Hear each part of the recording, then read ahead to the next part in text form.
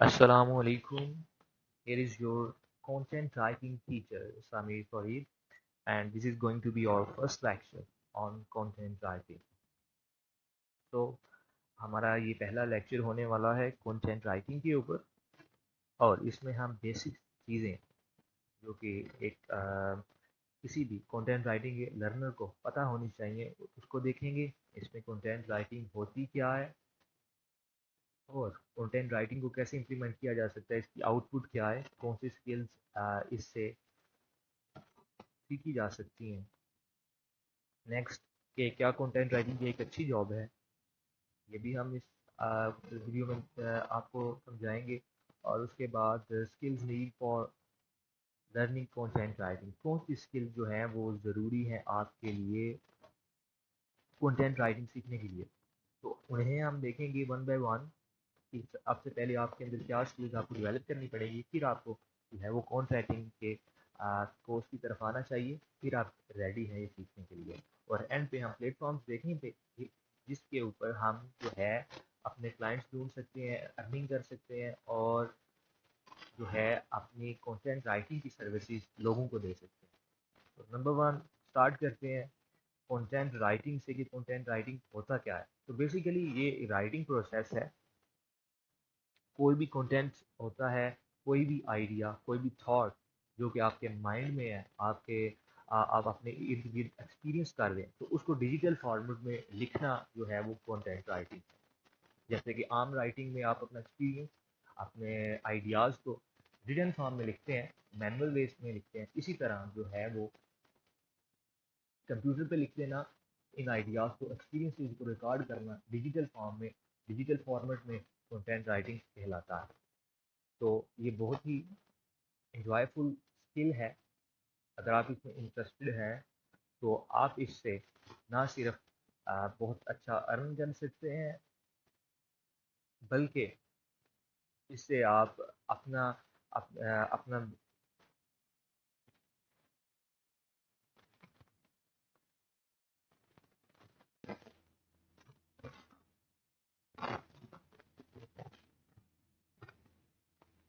ना सिर्फ आप ये जो स्किल है वो खुद इससे अच्छा अर्न कर सकते हैं, बल्कि आप जो है दूसरों को भी सिखा सकते हैं और दूसरों के लिए भी हेल्पफुल हो सकते हैं।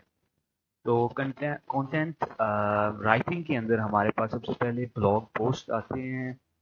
ब्लॉग पोस्ट के अंदर आप पर्सनल ब्लॉग भी लिख सकते हैं अपना पर्सनल डेली लाइफ के बारे में, और दूसरे साइंटिफिक ब्लॉग भी होते हैं, और हर सब्जेक्ट के ऊपर कोई ना कोई ब्लॉग जो है वो लिखा जा सकता है।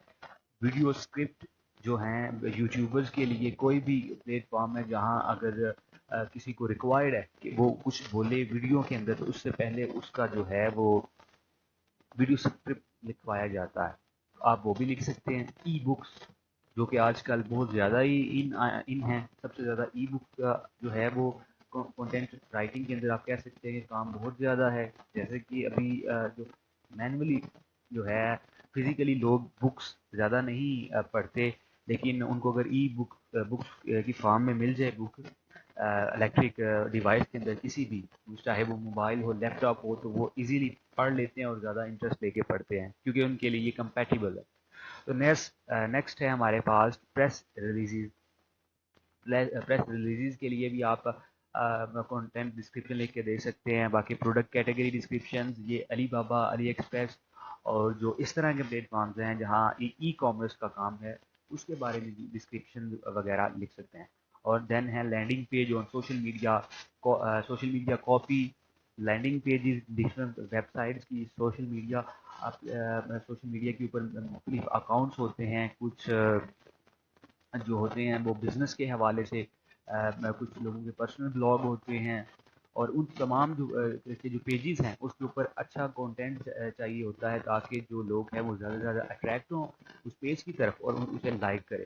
तो हमारे पास ये शॉर्ट सा इंट्रो था कंटेंट राइटिंग का कि ये क्या होती है, और इससे आगे जो है इसमें फर्दर क्या कैटेगरीज के काम हैं, किस टाइप की राइटिंग हो सकती हैं, और इसकी हमने मज़ीद जो है ना क्लासिफिकेशन देखी। नेक्स्ट इसके हमारे पास क्वेश्चन है, is content writing a good job. Yes, of course, it is a great job. Content writing as a career option offers huge opportunities, and as the demand for specially content is growing in the market.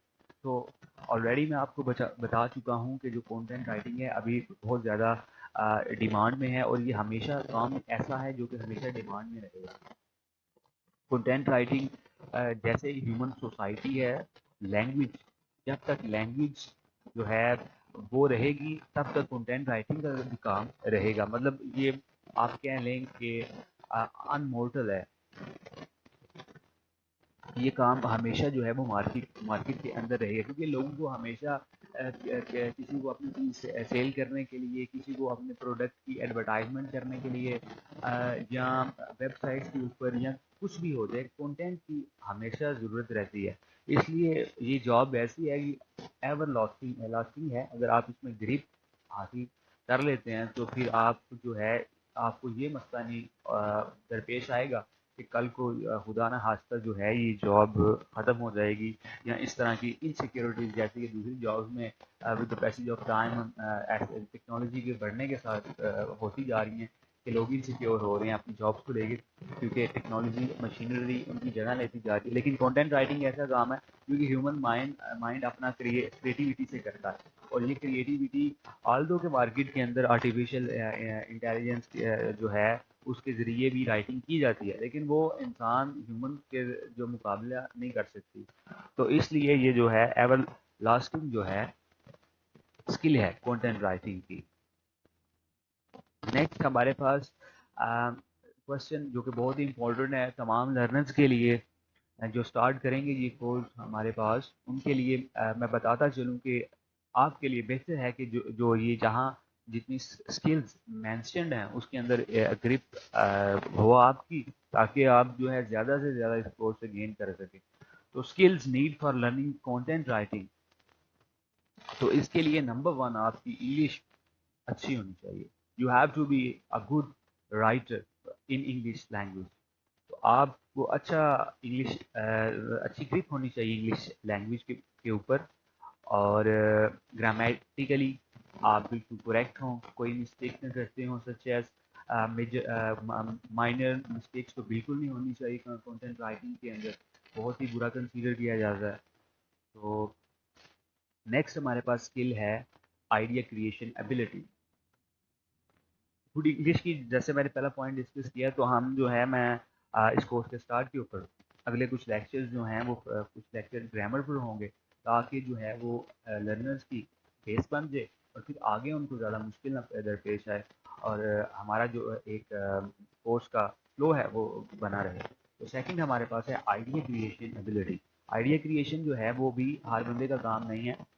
Mind के साथ आपको आपका mind creative mind होना चाहिए, और आपको ideas नए आप सोच सकें, अपना नया ना भी जनरेट कर सकें, तो चार आइडियाज़ कहीं पाँच कहीं से पढ़ के सोचिंग आउटसोर्सिंग करके एक चार पांच आइडियाज़ लेके किसी चीज़ के बारे में, अगर क्लाइंट ने आपको बताया कि आपने कुछ फर्दर इसके ऊपर कोई ब्लॉग लिखना है तो आप मुझे लिख के दें, तो आपका काम है कि यूनिक चीज़ बनानी है, तो चार पांच जगह पे जाएं, वहाँ से उसके बारे में पढ़ें और एक अपना आइडिया लेके अपने अल्फाज में और एक यूनिक 100% विदाउट प्लेजरिज्म वाली चीज़ बनाएं। तो इसके लिए आपके अंदर आइडिया क्रिएशन एबिलिटी होनी चाहिए।